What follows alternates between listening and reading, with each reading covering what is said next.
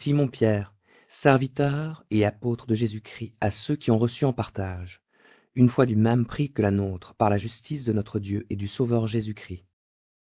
Que la grâce et la paix vous soient multipliées par la connaissance de Dieu et de Jésus notre Seigneur.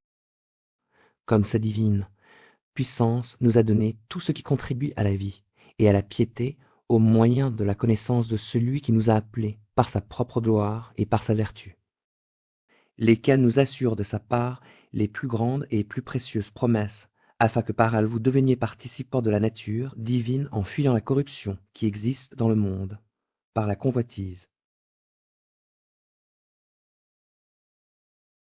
À cause de cela même, faites tous vos efforts pour joindre à votre foi la vertu, à la vertu la science, à la science la tempérance, à la tempérance la patience, à la patience la piété, à la piété l'amour fraternel, à l'amour fraternel la charité. Car si ces choses sont en vous, et y sont avec abondance, elles ne vous laisseront point, oisifs ni stériles, pour la connaissance de notre Seigneur Jésus-Christ. Mais celui en qui ces choses ne sont point est aveugle. Il ne voit pas de loin, et il a mis en oubli la purification de ses anciens péchés. C'est pourquoi, frères, appliquez-vous d'autant plus à affermir votre vocation et votre élection, car en faisant cela, vous ne broncherez jamais. C'est ainsi, en effet, que l'entrée dans le royaume éternel de notre Seigneur et Sauveur Jésus-Christ vous sera pleinement accordée. Voilà pourquoi je prendrai soin de vous rappeler ces choses, bien que vous les sachiez, et que vous soyez affermis dans la vérité présente. Et je regarde comme un devoir aussi longtemps que je suis dans cette tente de vous tenir en éveil par des avertissements. Car je sais que je la quitterai subitement ainsi que notre Seigneur Jésus-Christ me l'a fait connaître. Mais j'aurai soin qu'après mon départ, vous puissiez toujours vous souvenir de ces choses. Ce n'est pas, en effet, en suivant des fables habilement conçues que nous vous avons fait connaître la puissance et l'avènement de notre Seigneur Jésus-Christ, mais c'est comme ayant vu sa majesté de nos propres yeux. Car il a reçu de Dieu le Père honneur et gloire, quand la gloire magnifique lui fit entendre une voix qui disait « Celui-ci est mon Fils bien-aimé, en qui j'ai mis toute mon affection. » Et nous avons entendu cette voix venant du ciel, lorsque nous étions avec lui sur la sainte montagne. Et nous tenons pour d'autant plus certaine la parole prophétique, à laquelle vous faites bien de prêter attention comme à une lampe qui brille dans un lieu obscur jusqu'à ce que le jour vienne apparaître et que l'étoile du matin se lève dans vos cœurs. Sachant tout d'abord, Vous-même qu'aucune prophétie de l'Écriture ne peut être un objet d'interprétation particulière. Plater, Car ce n'est pas par une volonté d'homme qu'une prophétie a jamais été apportée, mais c'est poussé par le Saint-Esprit que des hommes ont parlé de la part de Dieu. il y a eu parmi le peuple de faux prophètes, et il y aura de même parmi vous de faux docteurs qui introduiront des sectes pernicieuses et qui, reniant le maître qui les a rachetés, attireront sur eux une ruine soudaine. Plusieurs les suivront dans leur dissolution, et la voix de la vérité sera calomniée à cause d'eux. Par cupidité, ils trafiqueront de vous au moyen de paroles trompeuses que menace depuis longtemps la condamnation et dont la ruine ne sommeille point. Car si Dieu n'a pas épargné les anges qui ont péché, mais s'il les a précipités dans les abîmes de ténèbres et les réserve pour le jugement. S'il n'a pas épargné l'ancien monde, mais s'il a sauvé Noé, lui huitième, ce prédicateur de la justice, lorsqu'il fit venir le déluge sur un monde d'impies. S'il a condamné à la destruction et réduit en cendres les villes de Sodome et de Gomorrhe, les donnant comme exemple aux impies à venir.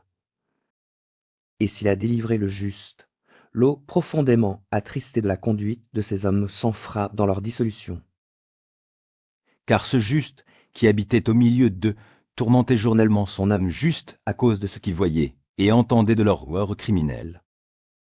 Le Seigneur s'est délivré de l'épreuve, les hommes pieux, et réservé les injustes pour être punis au jour du jugement. Ceux surtout qui vont après la chair dans un désir d'impureté et qui méprisent l'autorité, audacieux et arrogants, ils ne craignent pas d'injurier les gloires.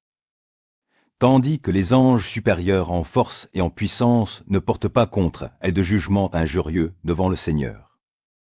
Mais d'eux, semblables à des brutes qui s'abandonnent à leur penchant naturel et qui sont nés pour être prises et détruites, ils parlent d'une manière injurieuse de ce qu'ils ignorent et ils périront par leur propre corruption.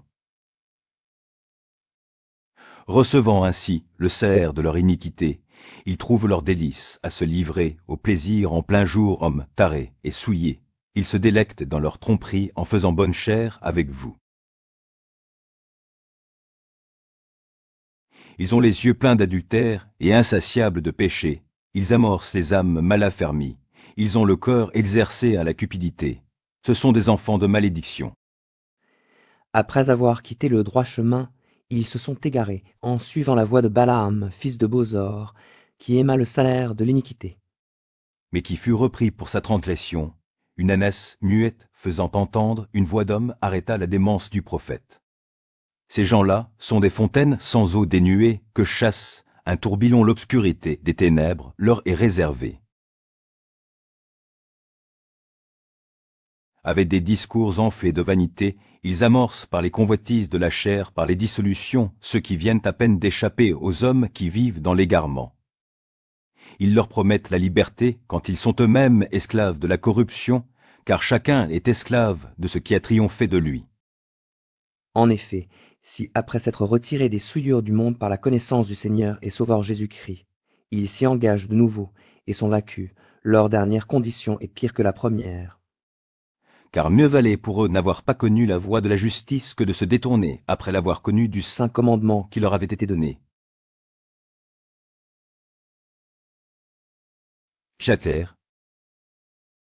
Il leur est arrivé ce que dit un proverbe vrai: le chien est retourné à ce qu'il avait vomi et la truie lavé s'est vautré dans le bourbier. Voici déjà, bien-aimés, la seconde lettre que je vous écris dans l'une, et dans l'autre, je cherche à éveiller par des avertissements votre saine intelligence.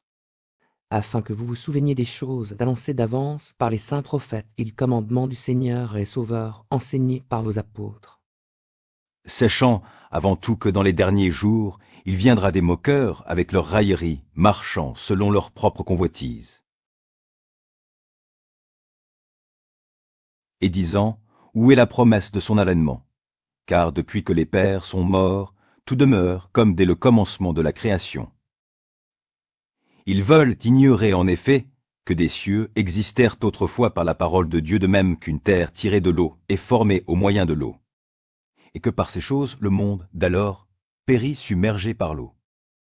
Tandis que par la même parole, les cieux et la terre d'à présent sont gardés et réservés pour le feu, pour le jour du jugement et de la ruine des hommes impies. Mais il est une chose bien aimée que vous ne devez pas ignorer, c'est que devant le Seigneur, un jour est comme 1000 ans, et 1000 ans sont comme un jour. Le Seigneur ne tarde pas dans l'accomplissement de la promesse comme quelques-uns le croient, mais il use de patience envers vous, ne voulant pas qu'aucun périsse, mais voulant que tous arrivent à la repentance. Le jour du Seigneur viendra comme un voleur en ce jour, les cieux passeront avec fracas, les éléments embrasés se dissoudront, et la terre, avec les œuvres qu'elle renferme, sera consumée. Puisque donc toutes ces choses doivent se dissoudre, quelles ne doivent pas être la sainteté de votre conduite et votre piété. Tandis que vous attendez et tâtez l'avènement du jour de Dieu, À cause duquel les cieux, enflammés se dissoudront, et les éléments embrasés se fondront. mais nous attendons, selon sa promesse, de nouveaux cieux et une nouvelle terre, où la justice habitera. C'est pourquoi, bien-aimés, en attendant ces choses, appliquez-vous à être trouvés par lui, sans tache et irrépréhensibles dans la paix. Croyez que la patience de notre Seigneur est votre salut, comme notre bien-aimé frère Paul vous l'a aussi écrit, selon la sagesse qui lui a été donnée. C'est ce qui fait dans toutes les lettres où il parle de ces choses dans lesquelles il y a des points difficiles à comprendre, dont les personnes ignorantes et mal affermies tordent le sens comme celui des autres Écritures, pour leur propre ruine. Vous donc, du bien-aimé, qui êtes avertis, mettez-vous sur vos gardes de peur qu'entraînés par l'égarement des impies, vous ne veniez la déchoir de votre fermeté. mais croissez dans la grâce et dans la connaissance de notre Seigneur et Sauveur Jésus-Christ. À lui soit la gloire maintenant et pour l'éternité. Amen.